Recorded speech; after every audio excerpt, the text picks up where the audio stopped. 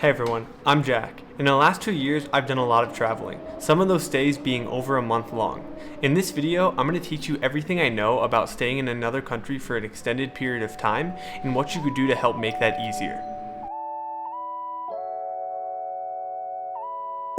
The first thing you're going to want to do is checking stuff before you even leave for that country. The biggest one being a visa.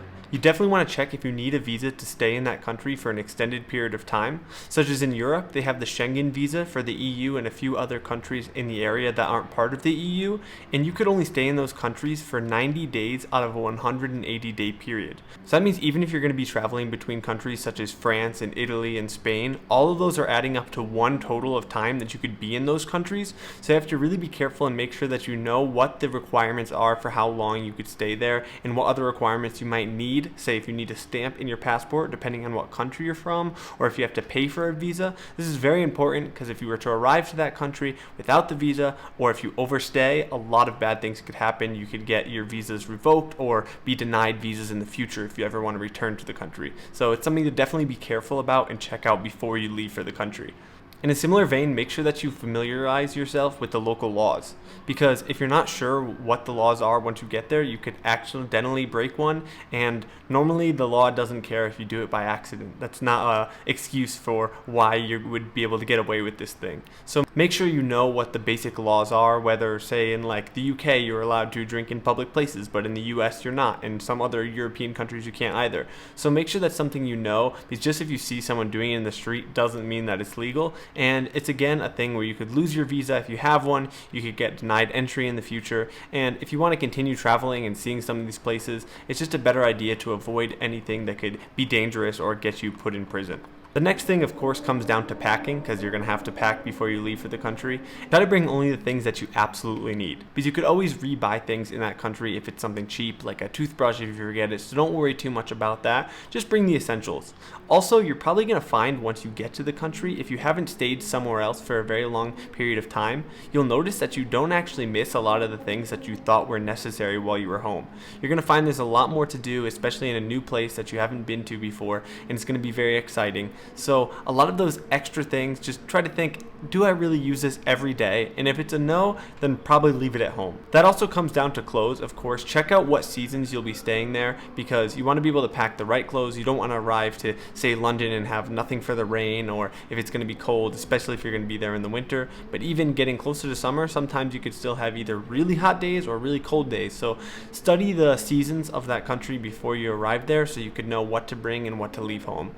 Another thing that you're going to quickly find is different in the country that you're staying in is the stuff that's in the grocery stores. Every country that I've stayed in for long periods of time, I find that the foods are very different from each other, and even from where I lived originally, which is the US, and you'll find that you might need to change the foods that you buy and cook often. So just be prepared and know you might not be able to find all your favorite ingredients in every store in that country, and you may either have to look for specific stores that sell stuff from other countries or shift what you're eating on a daily basis.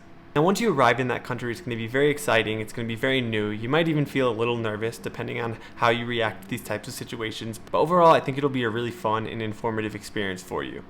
So to get the thing set up, one of the first things you're going to want to do is sign up for a service such as Wise.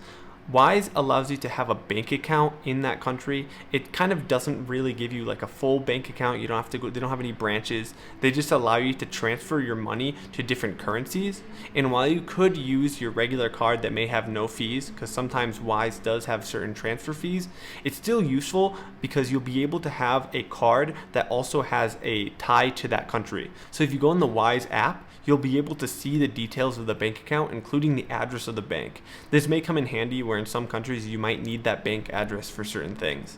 While I still recommend trying to get a card that has no foreign transaction fees, and even one that may refund your money for using a foreign ATM or that doesn't have any other fees, it's still useful to have Wise as a backup because it kind of allows you to have currencies and different bank accounts in each country that you're staying in.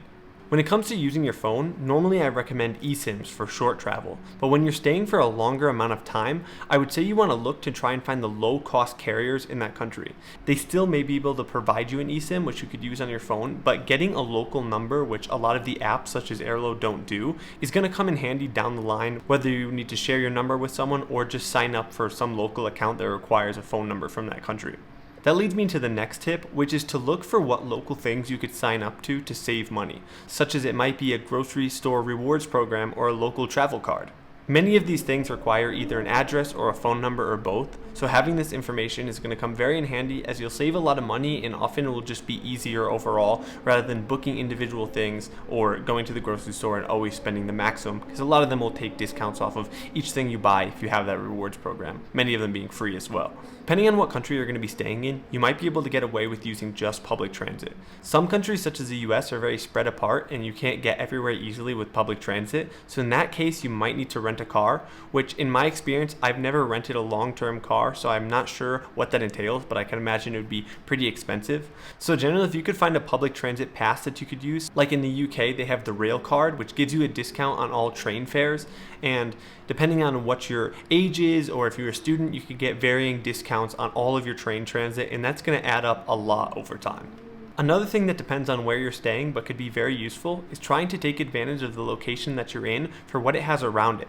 Such as if you're living in a country in Europe, you'll easily be able to take the train or a Ryanair flight to get to other countries around where you're staying, because it's going to allow you to see many more locations that may be more expensive or harder to get to where you're normally from. Many countries or continents also have things that you could use to easily transport around them, such as cheap airlines, or in Europe they even have the Interrail pass, which you could buy for a certain amount of days, and it'll allow you to get free or very cheap train tickets across country borders. This makes it super easy to get around and super cheap, and you don't have to think about it much because you just buy the pass for however long you're going to be staying, or at least for however long you want to travel, and then it makes everything so much easier. Another tip when it comes to technology is it could be useful to change your App Store region on an iPhone or on an Android, depending on which you use. However, at least in the iPhone realm, I know you could only change it every 90 days, so I would only recommend doing this if you can't download a local app because of your region. Otherwise, I would say keep it the same until you encounter something like that, because most of the apps that you'll find in that country will work across different App Store regions, but sometimes in the Google Play Store or in the Apple Store, you may need to change your region for specific apps that might help you to save money, whether it be a grocery store or app or something like that. But I would also recommend checking first to see if you could just do it in the web browser to avoid needing to change the region on your phone, since that could be a hassle if you need to change it back and you could only do it every 90 days.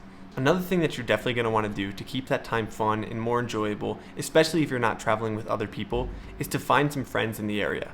A great way to do this is to sign up for local events, or maybe even a gym or jiu-jitsu or martial arts, anything that has a group of people, even different classes such as pottery classes. Something where you'll be seeing people weekly, you'll be able to gain some friends through that, and then they may be even able to introduce you to other things. If you're able to get a part-time job in other countries, depending on what your visa is, that can also be another great way to meet people, whether it be your coworkers or even people who come in. Say you work at a cafe, you might be able to meet some people. There's a lot of different ways that you could do local events that are going to help you to meet friends and make the time a bit more enjoyable.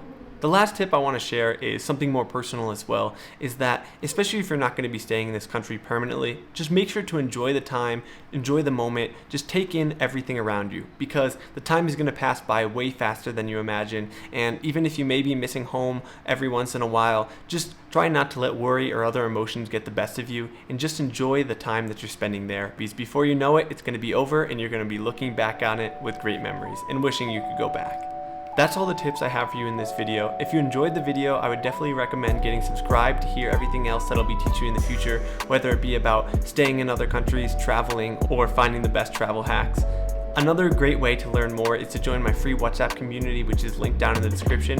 If you have any questions for me directly, you could ask them there, and I or other people in the community can answer your questions as well. I hope these tips helped you for moving or traveling to another country, and thanks for watching. I hope to see you in the next one. Bye.